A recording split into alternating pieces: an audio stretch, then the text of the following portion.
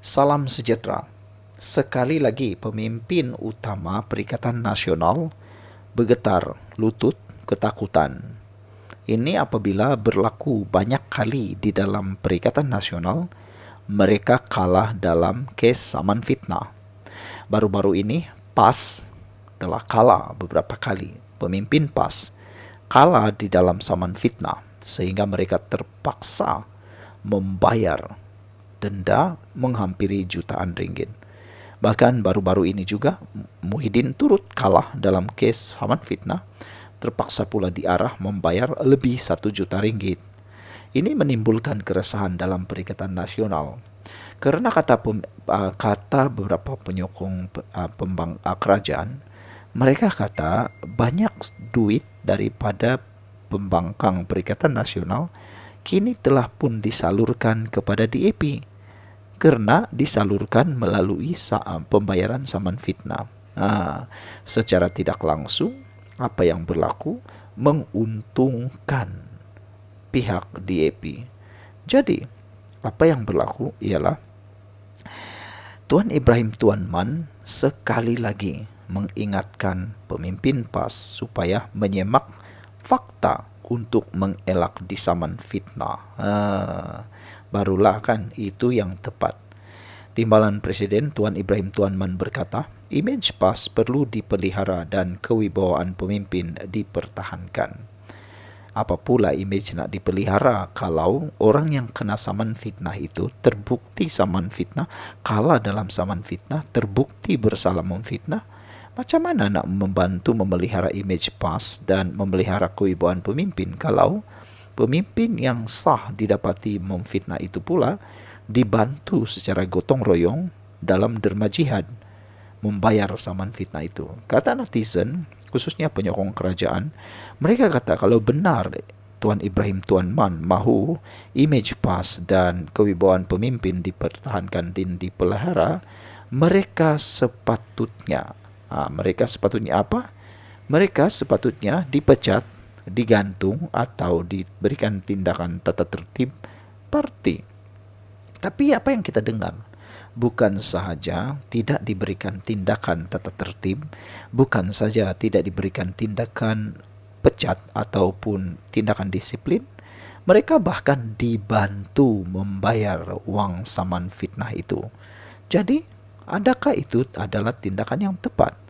Ada netizen kata, jangan-jangan tindakan PAS membantu membayar saman itu akan menyebabkan pemimpin-pemimpin PAS akan lebih berani untuk memfitnah lagi, kata mereka, kerana akan ada bantuan derma jihad, kata mereka. Ada relevannya dalam kenyataan penyokong-penyokong kerajaan itu.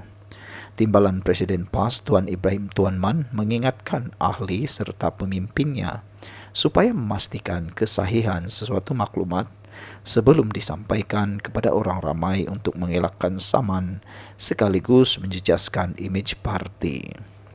Ahli Parlimen Kubang Krian itu berkata, beliau memahami ada kala setengah kenyataan dibuat bersifat peribadi, namun dikaitkan dengan parti kerana kedudukan dan jawatan yang disandang. Katanya, semua kenyataan mereka perlu disahkan dan kesahihannya untuk mengelakkan tindakan undang-undang, lebih-lebih lagi kini risikonya semakin tinggi dengan perkembangan teknologi seperti kecerdasan buatan AI. Kita terdedah kepada risiko peribadi disaman dan kena bayar, kata Tuan Ibrahim. Kedua, risiko kepada parti. Semua pihak perlu jaga supaya imej dapat dipelihara dan kewibawaan kepimpinan dapat dipertahankan, katanya dalam temu bual bersama FMT di Pejabat Agung PAS. Beliau mengulas sama ada PAS akan meminta pemimpinnya lebih berhati-hati dalam berceramah atau membuat kenyataan susulan dakwaan parti itu dicop sebagai kaki fitnah selepas ada antaranya disaman dan didapati bersalah memfitnah.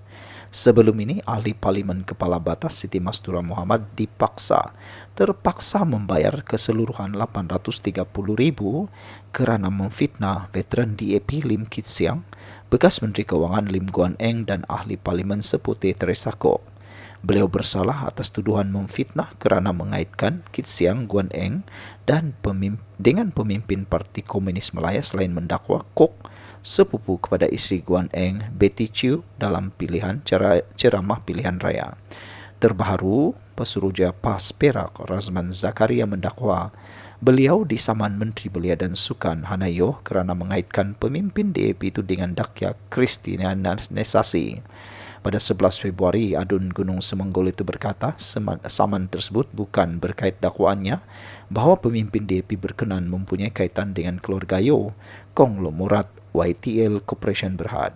Bulan lalu, Yo yang juga ahli Parlimen Segambut berkata beliau akan menyerahkan notis tuntutan kepada Razman yang mendakwanya mempunyai kaitan dengan keluarga Yo dalam satu ceramah. Walaupun Razman memohon maaf atas dakwaannya bahawa beliau anak orang kaya dan anak perempuan YTL, Yo berkata pemimpin PAS terbabit membuat tuduhan lain yang didakwa berunsur fitnah terhadapnya dalam ucapan sama.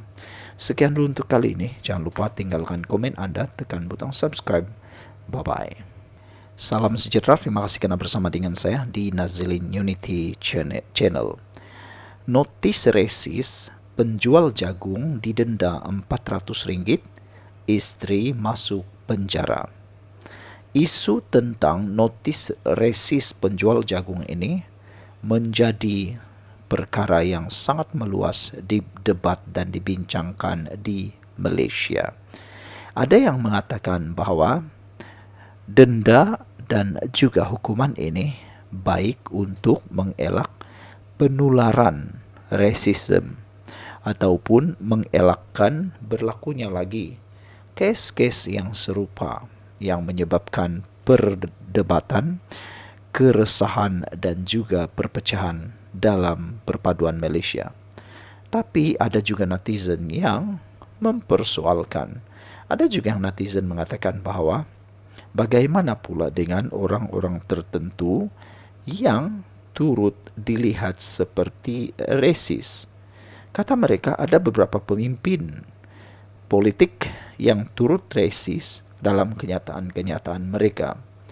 Mereka memetik beberapa nama yang paling besar, tapi masih belum ada tindakan ataupun hukuman dikenakan, kata mereka. Kesiannya, penjual jagung yang menulis notis itu sudah didenda RM400 dan isteri pula masuk penjara, kata mereka.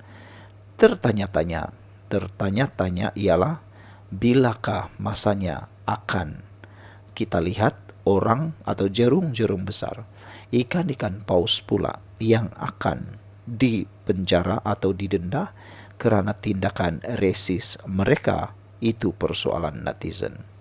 Seorang penjual jagung yang menjadi tajuk utama kerana meletakkan notis papan tanda perkauman telah dikenakan denda RM400. Isterinya yang berwarga Indonesia bagaimanapun dijatuhkan hukuman penjara 3 bulan selepas disabitkan kesalahan. Mengikut Seksyen 6 dalam kurungan 1/C Akta Immigration 1959 dan 63 kerana tidak memiliki dokumen perjalanan yang sah. Pasangan itu didakwa di Mahkamah Magistrate Sepang hari ini dan mengaku bersalah terhadap pertuduhan yang dibacakan terhadap mereka. Menurut Timbalan Ketua Polis Daerah Sepang, G. Shan Gopal Krishnan, kejadian yang menjadi tular di media sosial itu disiasat mengikut Seksyen 505 dalam kurungan B, Kanun Keseksaan, Seksyen 4 Akta Hasutan dan Seksyen 233 Akta Komunikasi dan Multimedia.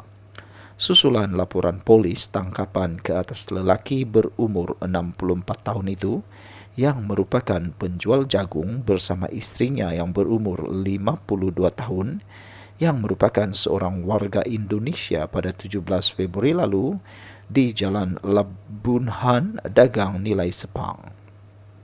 Kertas siasatan telah dirujuk kepada Timbalan Pendakwa Raya Selangor dan arahan telah diberikan untuk menuduh penjual jagung ini di bawah Seksyen 505 dalam kurungan B Kanun Keseksaan kerana dengan pertuduhan alternatif di bawah Seksyen 268 Kanun Keseksaan.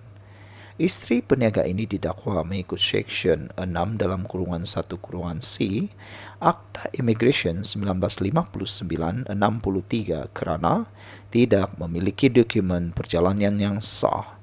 Sehubungan itu, Shan Gopal menasihati orang ramai agar menjaga hubungan antara kaum dan tidak mengeluarkan sebarang bentuk provokasi sehingga membangkitkan ketegangan kaum dan agama.